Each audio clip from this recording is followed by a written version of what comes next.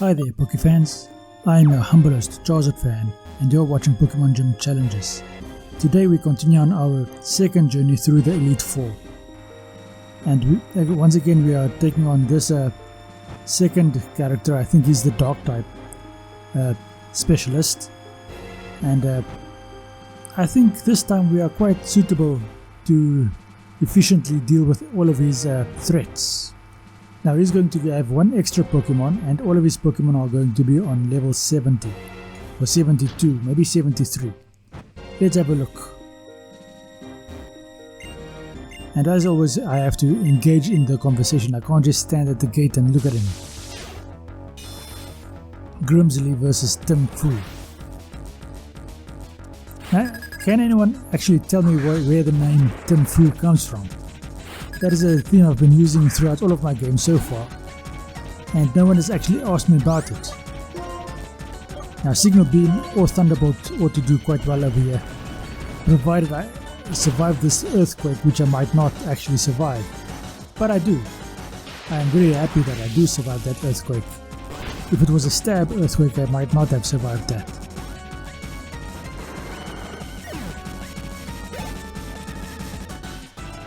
Who's next?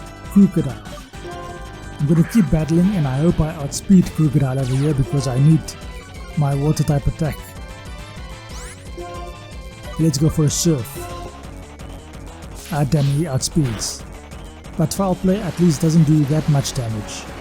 But I can't take too much of this anymore. If he did an earthquake, I would have been in a significant amount of trouble. Okay, let's see if I can heal up with a Hyper Potion. Okay, let's rather try a Full Restore. I don't know if Full Restore heals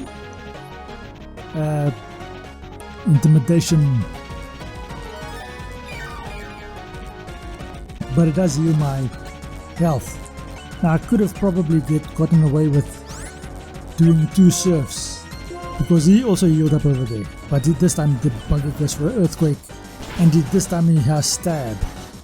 I should have gone for a Surf when I had the opportunity, because as you see over there, the Surf actually landed quite significantly, and it took me out completely. Now who am I going to use? Because Lantern was my main plan for this bloody... Anyway, let's go on. Ice Punch and Brick Break will do equally well, and both of them take advantage of different weaknesses. Again he goes with the Earthquake. And that again takes out my bloody Fluffy as well. At least this bloody Crocodile doesn't have a Moxie ability.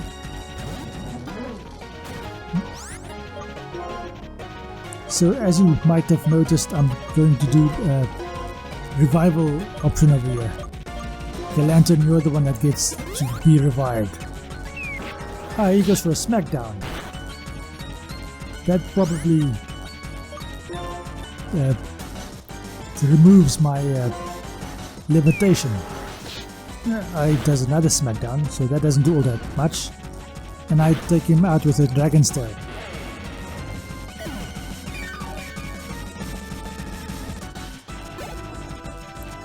At least Lantern and Electros both get the appropriate experience. Okay, Lantern, you're up again, because I need you to gain experience.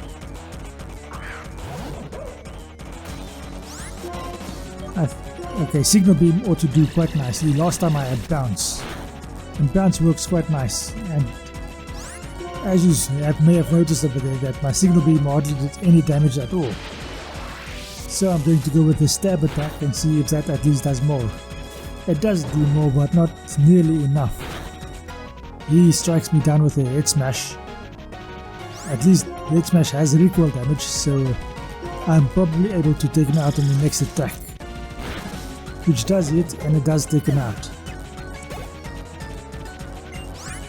Liepard is next. Now Liepard would easily fall to a Signal Beam. I'm fairly sure about that. He goes for a Fake Out, which makes me flinch, of course, so I'll have to do it again. It goes for an aerial ace. But at least it doesn't do nearly enough damage. Whereas Signal Beam does more than half HP. I think it did about 4/5. It's a pity it didn't do all of the damage, but the confusion hits and Typor does damage himself, which doesn't actually matter because the second Signal Beam is sufficient to take him out completely. Next up is Drapion, which is a dark and a poison type, and I think the only way to actually deal with him is with a ground type attack. A fighting type attack would also work, but my Pokemon with the fighting type attack is not conscious at the moment, so I'll have to do it with my ground type Pokemon, and he is specifically here for this kind of situation, and that does quite well, taking it out in a single attack. Once again, my fighting type or my fire type attack is not available, so again I'll have to do a ground type attack versus this steel type. This time his Bishop's attack does quite a significant amount of damage, but it doesn't take me out just yet. Whereas my Earth Power does take Bishop out in a single attack. And I have defeated Grimsley. This was quite a difficult or stressful battle. It wasn't really difficult, but it was quite stressful. And it was stressful not because I was struggling, but because my main strategies didn't actually pan out. Now what am I doing here? I'm supposed to heal up my Pokemon first. Come on. Did I heal up my Pokemon? I doubt it. Am I going to deal with this psychic type lady with only 5 Pokemon? Some of which are not powerful enough to do anything. Okay, let's see how this goes. I don't know if I actually did heal up and I just edited that part out. It is quite a big possibility, but it is also possible that I just started this fight without doing anything. But if you looked at the Pokeballs back there and the fact that Jolteon is up front, I have probably switched out my Pokemon and healed up and just cut that part out. Ah, the bloody Hypnosis hits. Damn it. That Signal Beam almost took out Mushana. Do I have a full heal? Yes, I do have a full heal over there.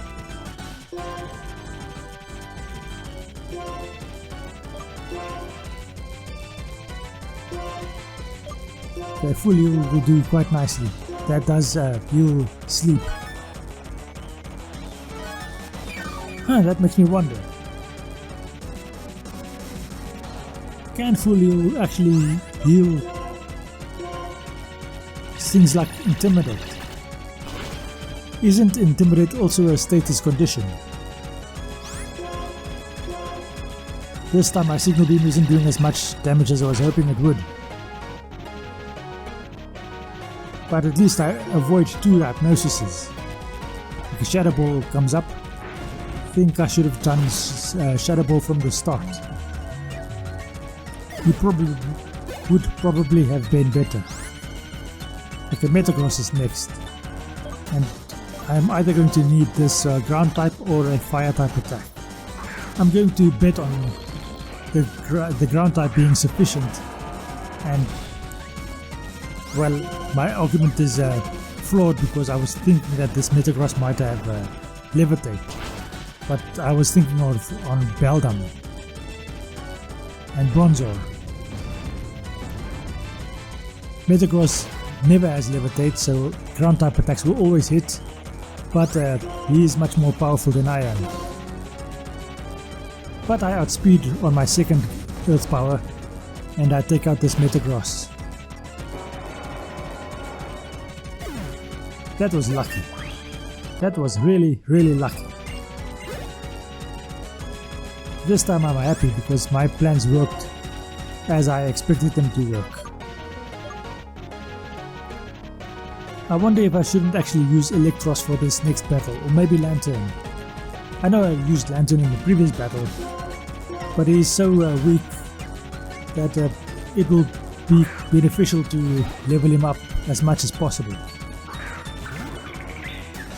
I mean, a Thunderbolt will do quite nicely, an Ice Beam as well. Okay, how much damage does Psychic do to me? About 1/4 or maybe 1/5.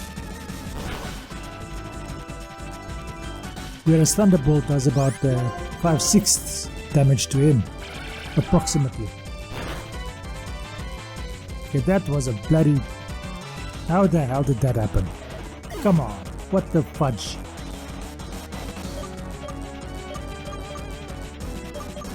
Okay, Electros, you're up. That was not supposed to happen. The wall charge. Did I maybe lower my special defense in the previous attack so that the critical hit did some sufficient damage to take me out? Because the first Psychic hardly did any damage at all to Lantern. The Unitless. Okay. Crunch ought to do quite nicely, yes.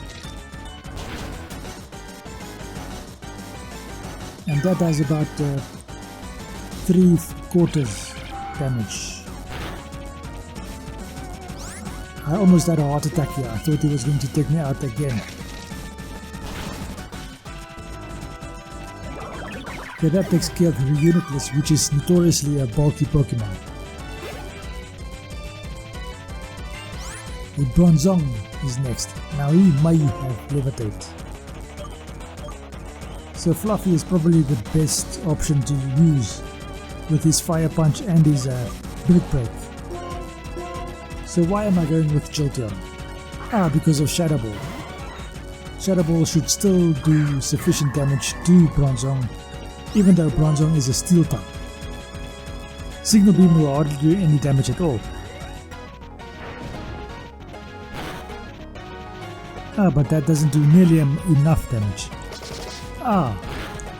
Could it be that my Lantern was taken out by a Payback? That would explain quite a lot. Now, as you saw over there, I did try my Signal Beam and it did slightly less than Shadow Ball. Okay, how much will Thunderbolt do? Seeing as that will be Stab. That does quite a lot of damage. And then Bronzong hits himself, giving me the lucky kill. Or else Jolteon would have been the one to faint over here. Gothita. I think Zekrom is probably the best option. Not because Gothita is so strong, but he's the only Pokemon I have left that is fully healed. That hasn't seen battle so far. That is basically the principle. Now, do I have anything to attack it with? Yes, I have Shadow Claw. How much damage does Shadow Claw do? Quite a bit, about 4/5, or maybe 5/6. Okay, my special attack fell, if I read that correctly. Doesn't really affect Shadow Claw because that's a physical attack. And I managed to defeat lady over here. What's her name again? Okay, that doesn't matter anymore. So I'm probably going to heal up first before I take on the last guy over here. And I probably just edited it out again. And I edited it out because I want to do all of these battles in this episode. Now this is my most difficult battle because of his fighting type. And I do have sufficient Pokemon to deal with fighting types. And none of my Pokemon actually has an outright weakness to fighting. So it's kind of a neutral fight over here. And I have one Pokemon that can do super effective damage to any of Marshall's Pokemon. I was waiting for the name over there because I keep forgetting these bloody Elite Four members' names. Okay, he starts with the Breloom. He didn't have a Breloom previously. And as you may have predicted, I start with my Zekrom. And I'm going to use Fly strategies. Now Fly is going to be 4 times effective against Breloom. I could have just used Fluffy and his Fire Punch and that would have been sufficient. But I didn't, so this is how things are going to go. And the bloody effect spore puts me to sleep.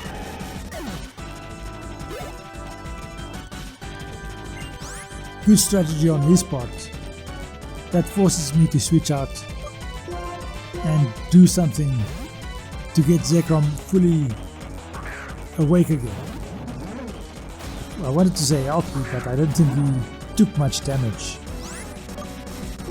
So now I'm going to sacrifice Electros somewhat so that I can get my Zekrom up to full health again. Throw uses bulk up or something. No, we used a circle throw, I think.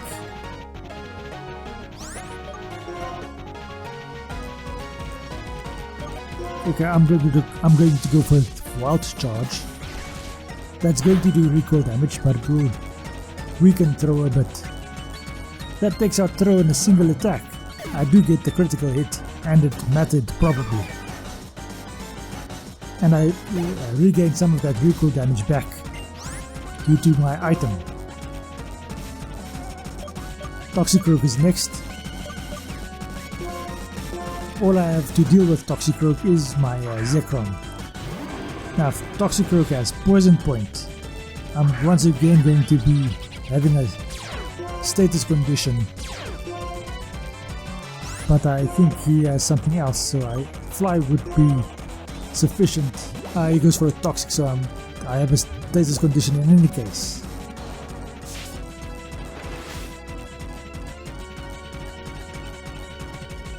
Luckily the Earthquake doesn't hit me.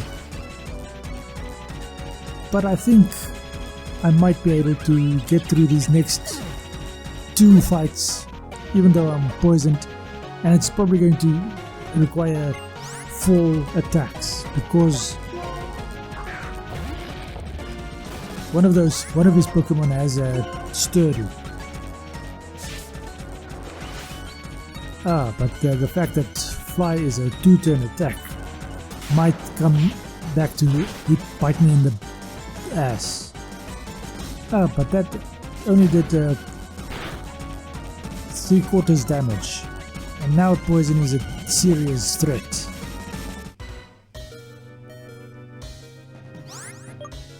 Okay, so I think I'm going to use a full restore, regain all of that health and remove the bloody poison, and that's going to give Ken Calder another turn to attack me, but then I will be free to do another Fly.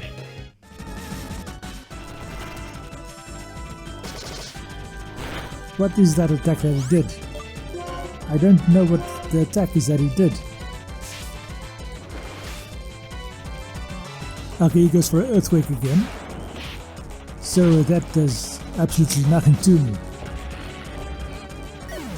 And Conkeldurr has fainted.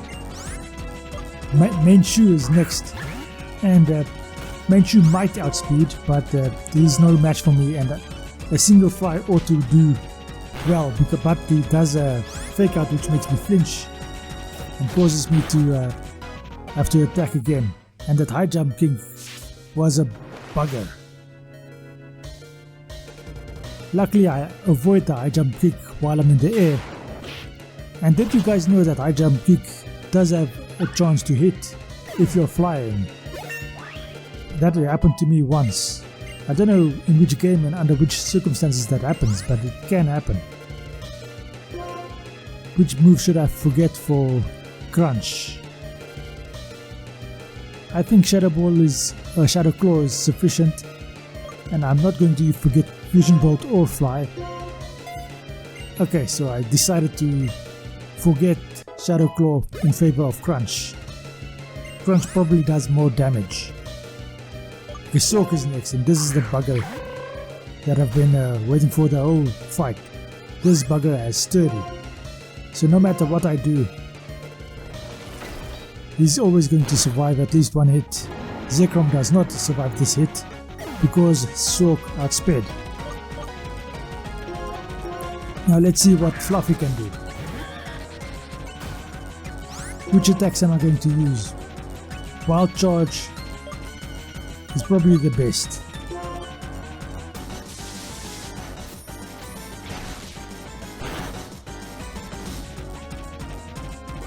At least it breaks the sturdy and it doesn't get Sork to a condition where he's likely to heal up. But Fluffy faints in this battle. I neglected to look out for what attack was being used.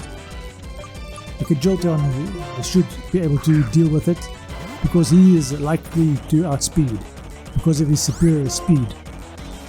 And Thunderbolt is the attack to use. And I do manage to take out Marshall in this fight. This was quite a stressful fight as well. Too many of my Pokemon fainted.